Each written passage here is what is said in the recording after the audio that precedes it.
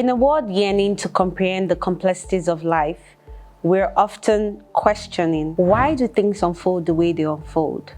What stirs up our deepest emotions?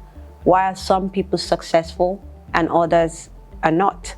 Why are some rich and others poor? My name is Rosemary Willie. Welcome to the Game of Life, where we explore the secrets to living a fulfilled and a purposeful life. With each episode, we aim to dive into the wisdom of some of the greatest minds by reviewing some of their greatest works.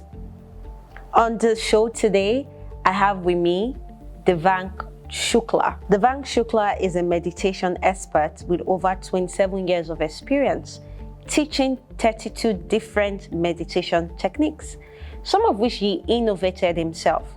He's been trained by ancient masters like Viswa Sphoorthi, Falun Gong. He's also a Reiki Grandmaster.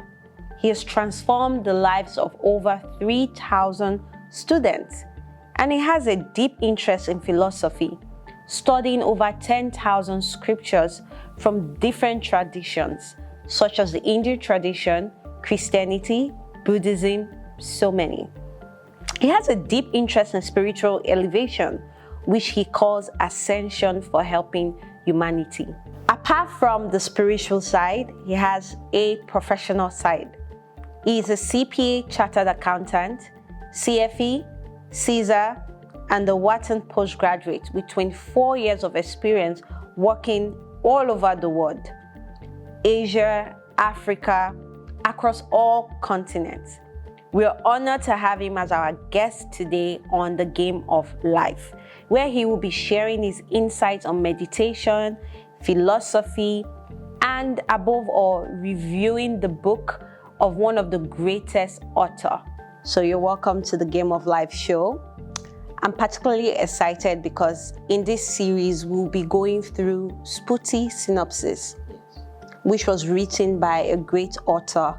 And I know that they don't know, but I know that you had the opportunity to learn in under his leadership. So I think you'll be the best person to walk us through this journey. So if you don't mind, could you tell us a bit about the author? Okay. So first of all, thank you, Rosemary, for coming out with this idea and spreading the words of wisdom. And very nicely, you have said in introduction, the greatest of the minds. I would put it in a different way. I would say the divine minds. So we are going into the realm in the segment where people have not only self-realized but elevated into the divine realization. Our master, Shri Guru Viswa Sphoorthi, who is the author of the book, is a divine master. So when we use the word master, what does it mean? It means you have mastery over your senses. That is a basic level. Above that level, there is one more level where you have transformed your senses, where you can see the whole universe as one. So I may use the word Shri Guru Viswa Sphoorthi, which is a traditional title in traditional Indian way.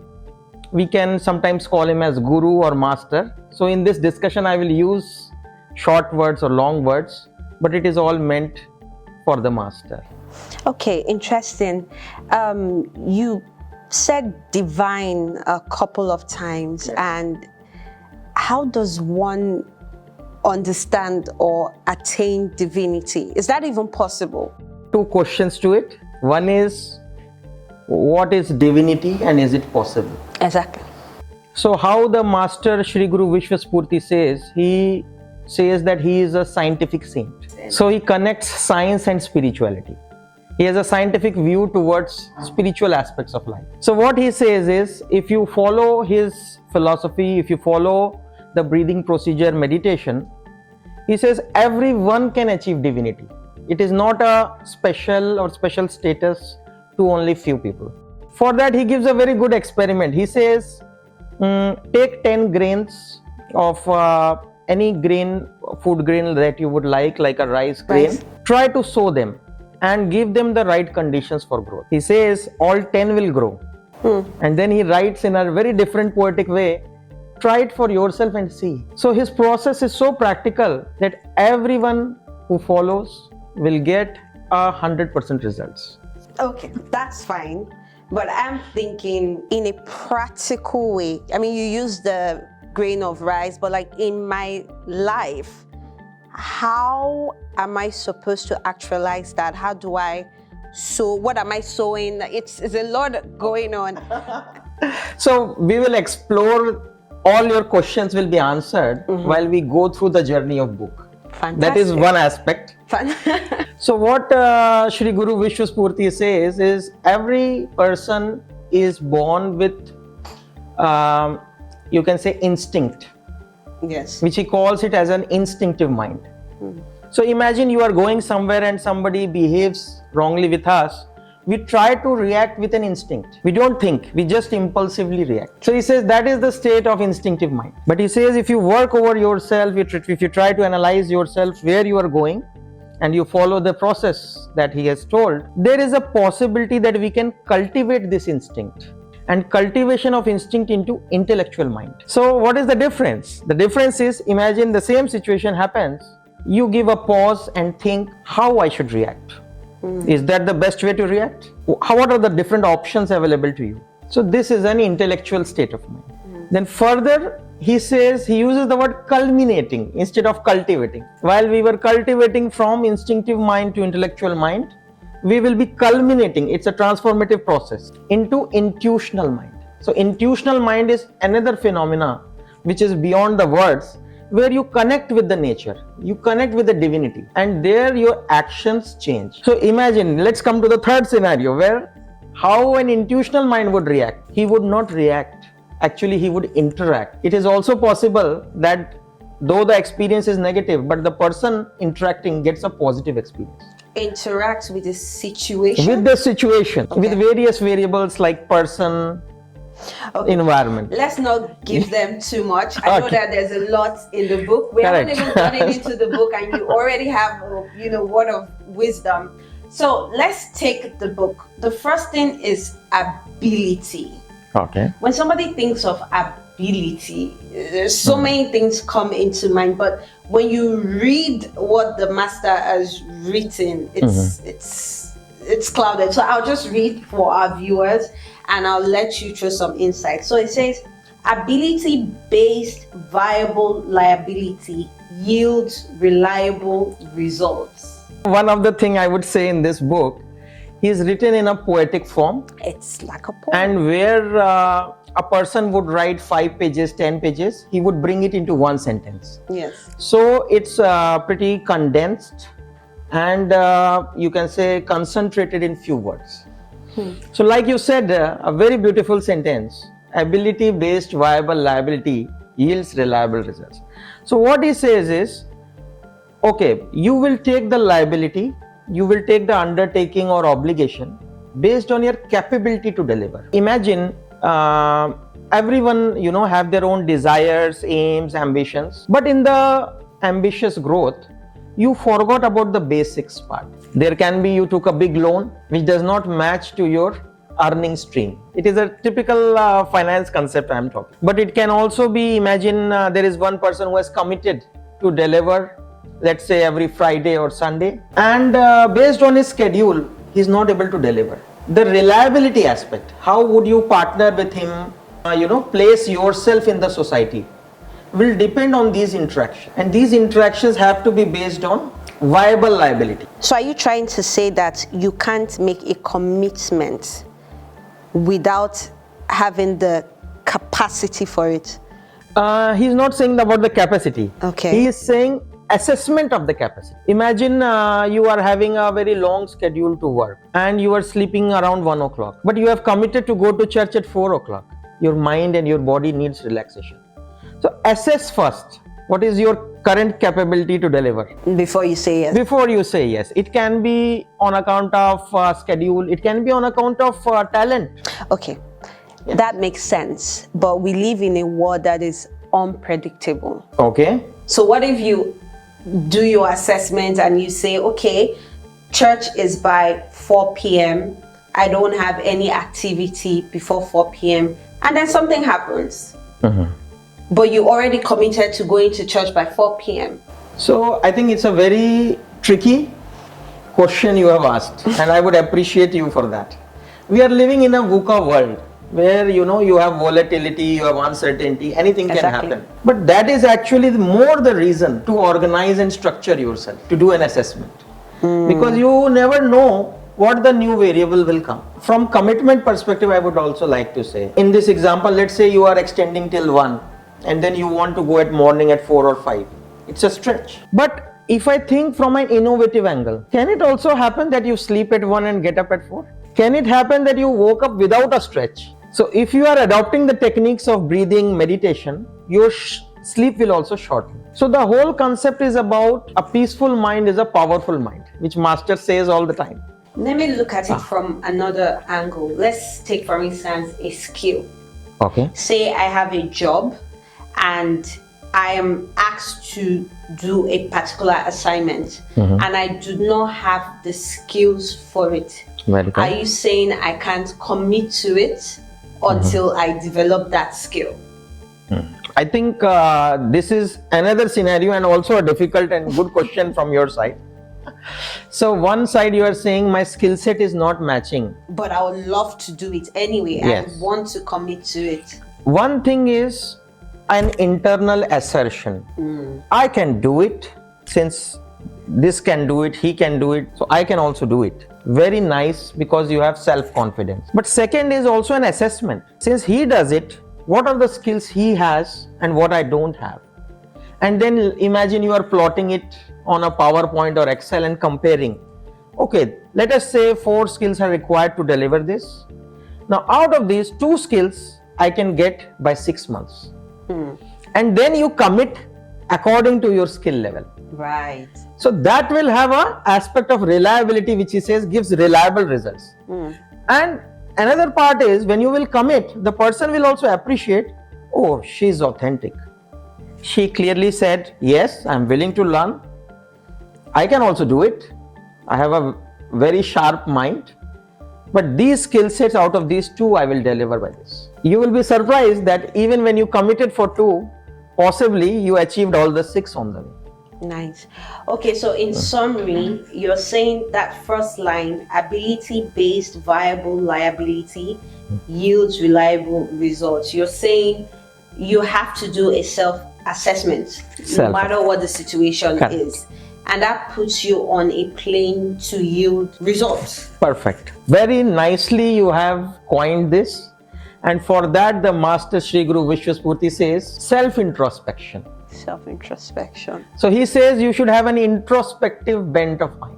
You need to analyze where you are going, how you are going, how will you achieve that, and put honest effort. I'm going to ask the question. Okay, of course. Please go ahead. How do you self-introspect? Okay, for me, you are saying? How do I think, you, yeah. or how can I self-introspect? What's the best practice? Okay, first thing is, I appreciate that you ask all the questions from a practical standpoint.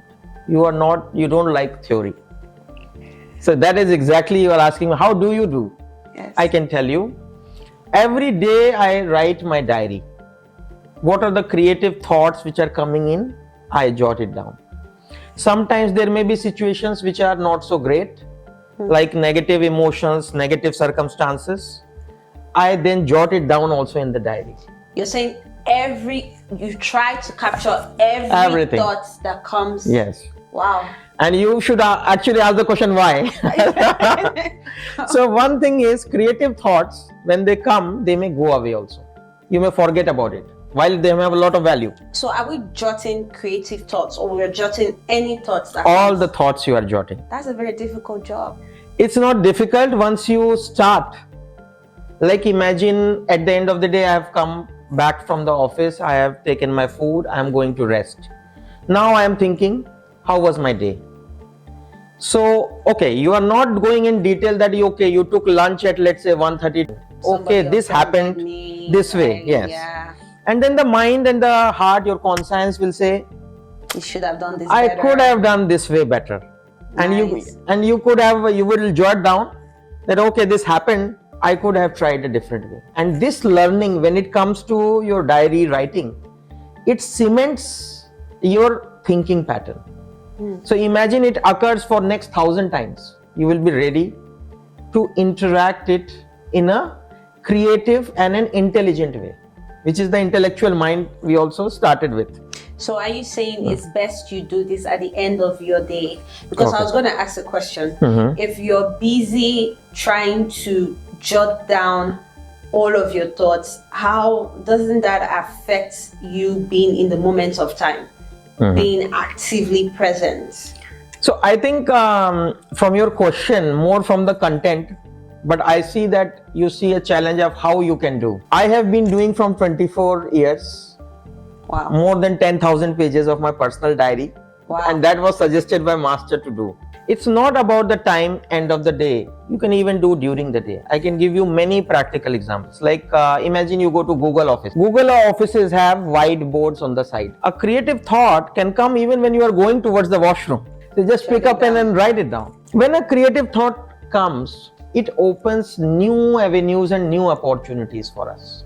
And if we lose that, you are losing from an opportunity perspective. The second part is more of a negative experience or negative thoughts. In negative thoughts, what happens? This writing diary, it flushes your negative thoughts into the diary. You are free from the negative pain or negative bondage. So it has a dual effect. One is the positive creative thoughts. The second is you are flushing your negative also to the diary. So basically what this can do for us is it helps you amplify the creative thoughts. You remember them, they're in front of you. Yes. It helps you filter and flush out the negative thoughts. Yes. You've captured it and you're throwing it away. Perfect. Fantastic. I think it leads us to the next line closely. It says, neglect the negative with a cause of reason.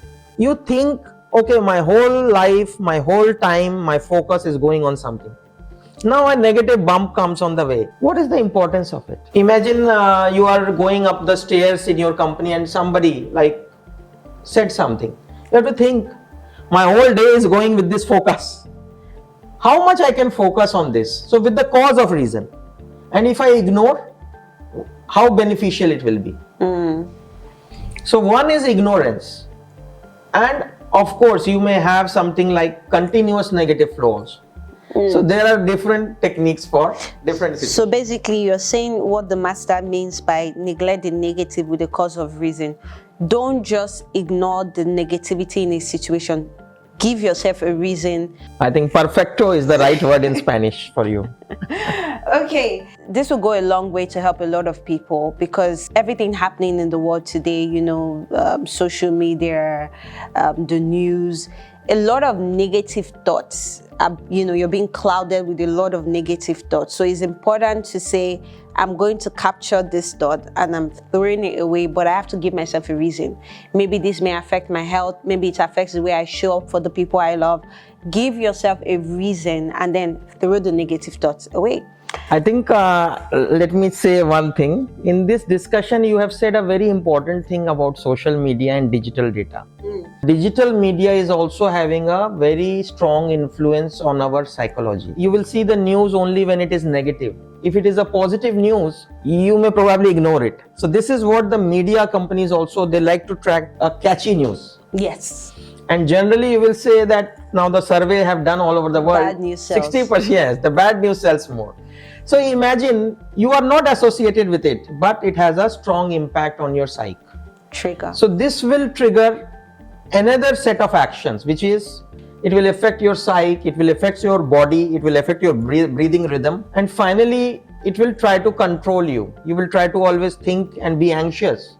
While it is not related to us, you will think, oh, what happened next, what happened? It can happen with serials, movies, same thing. So we have to, I would say, expose ourselves to good learning, healthy living, but with a pinch of salt. We have to do that introspection that, okay, this is the time for me to exercise instead of, you know, getting up and watching mobile.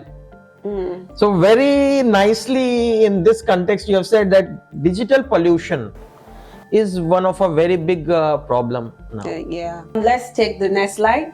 Okay. It says target the positive of tax. This is very important because it's like a communicable thing. When you smile, the other person also looks to you and smiles. So when you have positive thoughts, not only it aligns you to a positive direction, but there is something like your electromagnetic field, which is called as aura. If you are sitting next to a positive person, you have not spoken a single word, he has not spoken, but you can see the interaction of the aura, the magnetic field. And people who are more positive, like saints, they have kilometers of aura. So even if 5 kilometer, 10 kilometer, 15 kilometer something happens, you will ask them, okay, why happened? He said, it is because of me. Because their aura is such big that whosoever comes in the aura will feel peaceful. But how do you develop or activate a positive aura? Is that something that can be developed? So first of all, it is a process, and there is a process of doing it regularly. Like imagine I can give you example of a cake. I like cake. So I would say an Indomie and a cake. A cake may take longer time to bake. And an Indomie is very fast.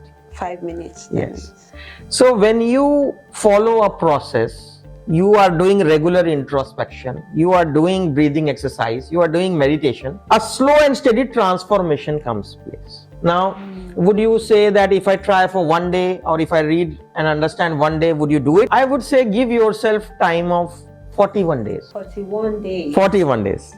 Let the habit set in. Keep a mind of introspective bent of mind, analyze, and then engage in the activities and see how breathing procedure, meditation can change your work performance. Imagine if you can review 2 files, and after this if you can review 6 files, then it may say that you are more efficient. Because what happens due to these disturbances, these deviations, we spent a lot of energy, and then we are tired and we want to take more rest. So that when our mind is peaceful, that is what it will become powerful also. Target the positive of tasks.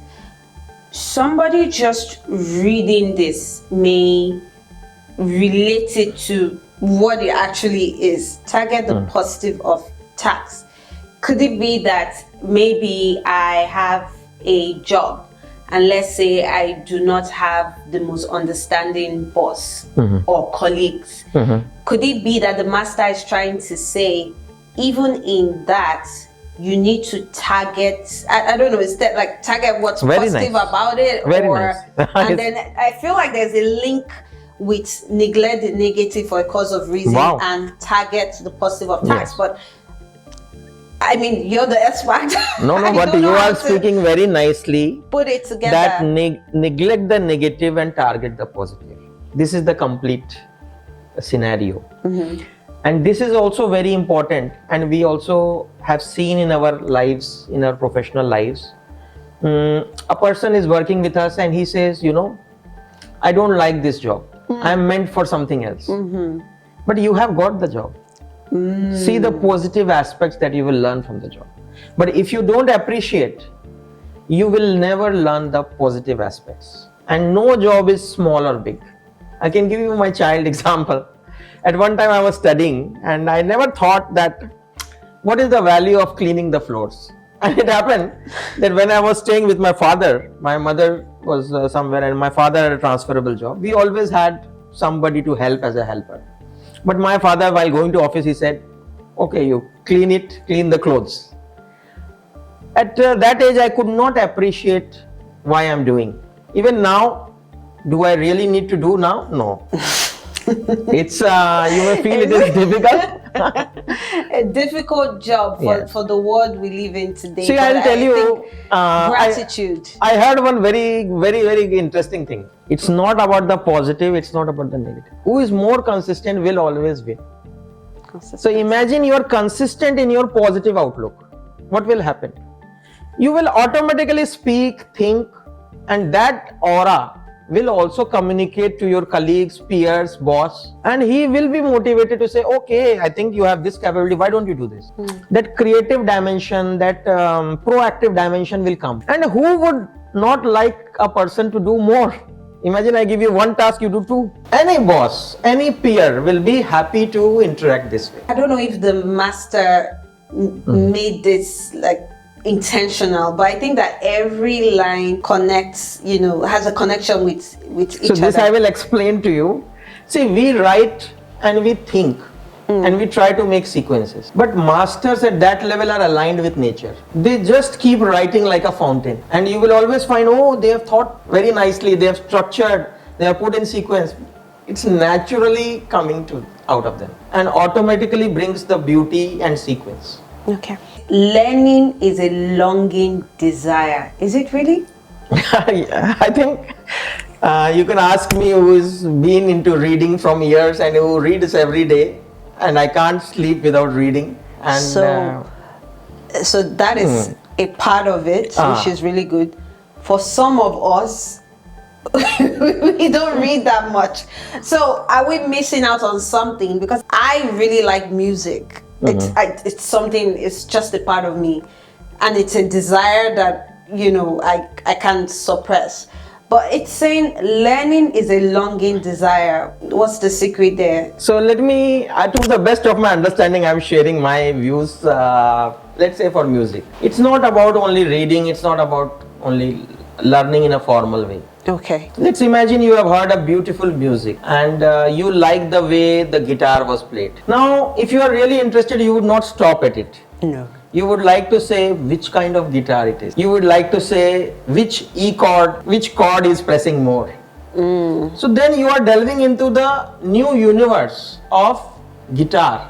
Right. You started with a song, but where you are going, and imagine you played guitar for 10 years. Can anyone say that after 10 years, okay, I've reached the peak? All musicians say, we are just starting.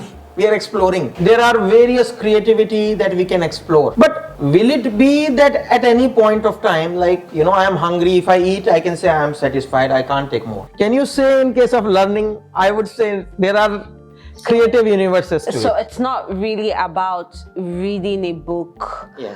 It's the act of learning whatever you are interested in. That's why it says learning is a longing desire. So it could be a person, it could be a job, it could be a book, it could be music, it could be dance, it could be Riding a car, riding a car. gliding, whatever you would like to explore. So how do we relate this? Learning is a longing desire. We've talked about the targeting the positive of tax. We talked about neglecting the negative with the cause of reason. We talked about developing the your ability to yield results.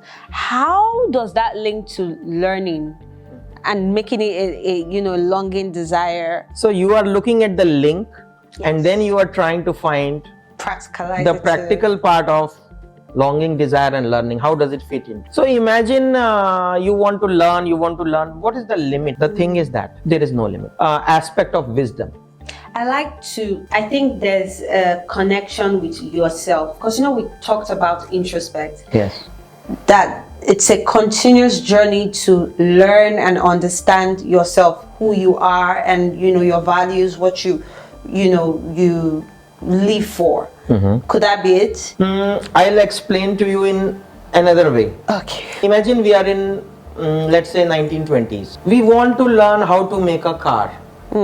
So you started with an engineering degree, you learned the car. But if you learn car, there are various kinds of car, various engines, various technologies involved, and you can better it also. But will you be able to ever fly a plane? The difference between intellectual pursuit is there is no limit. You can keep doing. But the pursuit of wisdom is where you can create knowledge.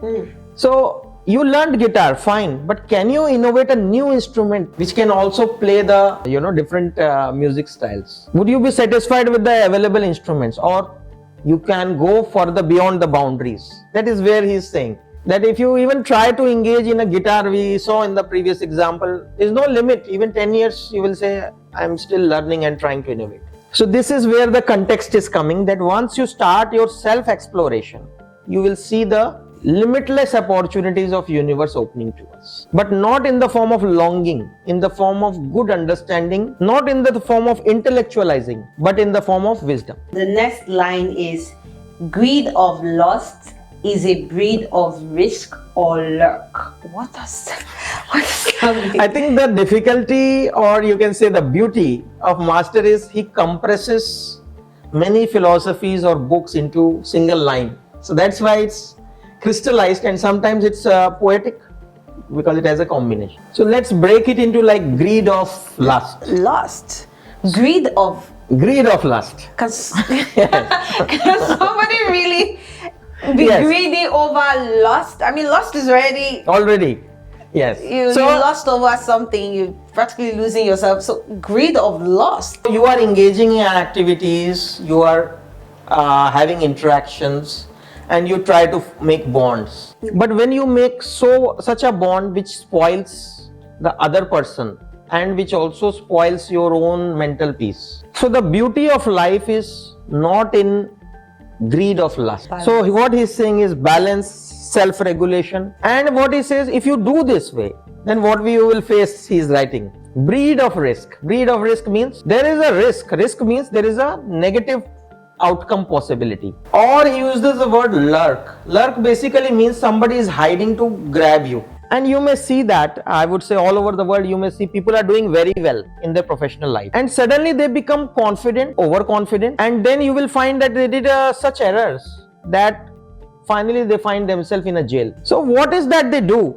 What is that they did in their life which went out of balance, which is the greed of lust. When you were planning to grow the seed became a tree, or it became a crop over a period of time. And it required sincere efforts, innovative mindset. But suddenly you wanted to go for shortcuts, and shortcuts are expensive. So this is the shortcut. When a person tries to go for shortcut, that is what he is saying. Be smart, be introspective, but not the greed of lust, that you can't live without it. And I can give you a very good example, since you said about the digital data. You may find two friends fighting with each other because somebody has blocked you in Facebook. Facebook is not life. Life is more than Facebook, YouTube. Please let us not identify ourselves with this digital, that you lose your mental state, your peaceful state of mind. Some people have done very wrong steps, still even it has gone to self-killing, self-indulgence. It is a thing to make you happy, not to give you another kind of destination. So we should take everything with a pinch of salt and balance. Balance. Very nice. Word is very important. So he says temperance. He says don't overindulge. Keep self-regulation. With self-regulation, you can enjoy more beauty, more independence, more freedom, more happiness, and sustainable happiness. Wow. This has been amazing. This is just ability, and you've taken us through a wealth of knowledge. So I want us to just go through everything. I'm going to read everything and we tie it down, Very nice. So ability-based viable liability yields reliable results. Neglect the negative with a cause of reason. Target the positive of task. Learning is a longing desire. Greed of lust is a breed of risk or lurk. Wish you've explained perfectly. But there's so many hidden treasures in this. But why did the master decide to call this particular part of the book ability? So I think we can go into the structure of the book, and it depends on every poet, author, how with creative mindset they would like to structure it. Here in this book, he has structured in A to Z format. So after A, you will find B, C, but you will also find there is an internal sequence, connection, wisdom ingrained in it. There's a lot of learning, but what would you like for the viewers to take out of this episode? What would you leave us with to help enrich our world? What should we take out of ability? Basically, I would be very happy if the viewers imbibe and understand what the great master wants to say, and try to make notes, implement. And if you face any challenge in implementation, we are there to help you. Like I would say, Rosemary has asked very sharp, challenging questions, and I think in this session we have not prepared. It's like I would say a bombarding to me. I didn't know that she has thought so much about this. She has thought of the linkage, and really she has tried her best to ask the toughest questions and very practical oriented. Exactly, I would appreciate a questioning mind. Implement it. Try to, like we make a vegetable, try to switch on the gas, try to make it, see the recipe works for you. And the same thing in the game of life. It is my master's effort and my prayers that all of the viewers, all of the people try to benefit from it. If there is any situation where we can help, we will take your questions seriously and address them. Thank you very much, Mr. Goldevank. It's been an amazing time. Thank you for giving us meaning to this wonderful art of work written by the master. To the viewers, the call is to you. Digest this, try to practicalize it in your own life. We're open to questions. You can find all of our details in the description box. We would link a contact to Mr. Goldevank as well, ready to take in all of your questions. Again, it's been an amazing time. My name is Rosemary Willie. See you on the next episode.